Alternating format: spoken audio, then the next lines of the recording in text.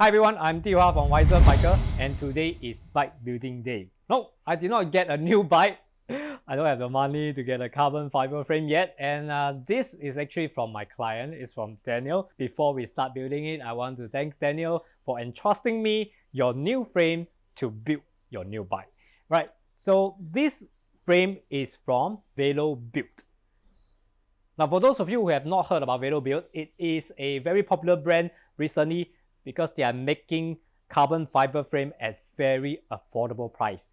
Now, the frame that we have got here is a VB-R-068 from Velobuild. And it is a full carbon fiber frame. As you see, I've got a fork, I got a frame, and the seat post. And it is a aero frame. Okay, I think you can tell that it's pretty aero. The price of this, you probably can't guess, is 359 USD, excluding shipping. And if you add about 50 to 60 US dollars, you can even get a custom paint job, just like Daniel has gotten himself. Now, I'm pretty interested to see what is the actual weight of this frame. So I'm going to measure the frame, the fork, as well as the seat post. Now, the frame weighs 1.27 kg. The fork weighs 403.9 grams. And we got a seat post without the saddle mount. It weighs 191.9 grams. Alright, so these three pieces add up to about 1,865 grams in total. And let's see what are the other components before we build it up. Here are the components that we're going to use today. All these are handpicked by Daniel himself. So let's start with the group set. We've got a Sensor Empire. So for the shifters, we've got Sensor Empire 2x11 speed. We've got a front derailleur. And for the rear derailleur, is also Sensor Empire and is using a short cage 1128C Sunshine cassette. Now we've got a hollow tech crankset here, and it is from Ornery Race. As for the chain ring, it is a compact size of 50-34T, also from Ornery. And for chain here, we got an 11-speed SUMC chain. We got caliber brakes from Shimano 105. Proman pedal, flat pedal. We got a Sinelli handlebar here and an FSA handlebar stem. This is a headset that comes together with the frame. And finally, we got a saddle here. Now he'll be using Michelin tires. In particular is the Lithium 3 700x25C tires, Maxxis welterweight inner tubes, and we got a handlebar tape here. Alright, so you've seen the components. What about the wheel set? We got the iCan wheel set here, Aero 50S. It is a carbon wheel set that is only selling at 655 USD excluding shipping. So the price is very, very attractive. And what about the weight? The weight is under 1,400 grams. To be exact, it's 1,390 grams. Alright, so we have seen all the components and let's start building.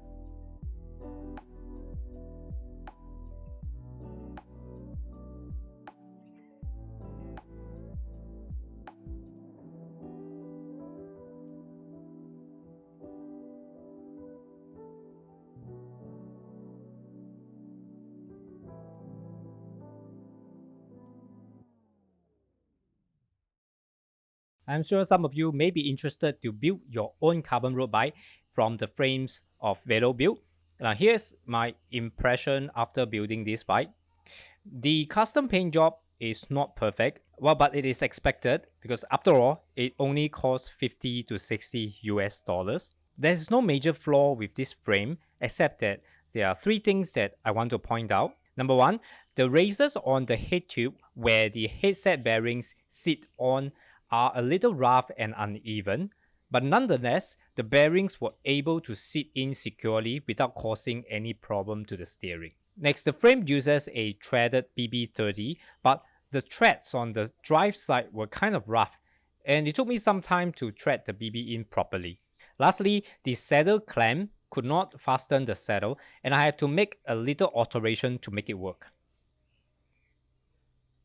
Other than these issues, I had no problem putting all the various components to the rightful places, and I must say that the internal cable routing for this frame is easy to do as it comes with cable liners that runs from end to end for both the shift cables as well as the rear brake cable.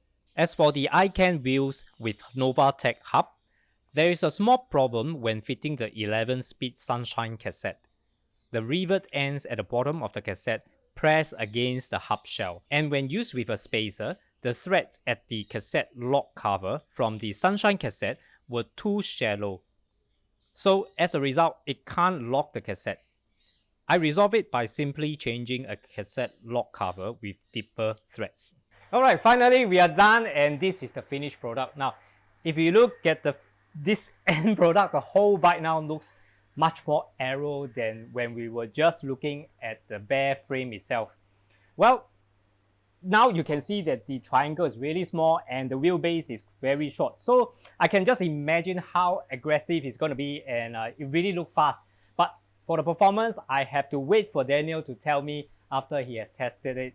And well, what I can tell you is there are some hiccups here and there along the way when we do this building, but that's just part and parcel of bike building, and thankfully we were able to resolve all of them without much of a problem, except that at the last part when I was trying to thread in the pedal, one of the side, this side in particular, the side on the drive side pedal couldn't be threaded in, and thankfully it is just because the pedal has got some defect on its thread, and I've decided not to fully press it in. We just have to change the pedal out and don't damage the crank, right? But for the purpose of checking the weight, I just mount it on lightly. Okay, so that's all I've got for you today. But before we go, right, that's about all I've got for you today. But before we go, here is the moment of truth, and I believe that a lot of you are waiting for it. The weight, the total weight of this bike now, and the hub sound test.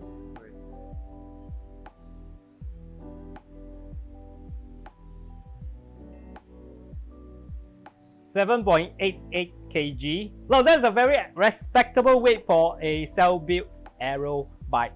Well done, Velobuild. Okay, now let's do the sound test right now. Oh guys, don't forget to like and subscribe. Give us your support.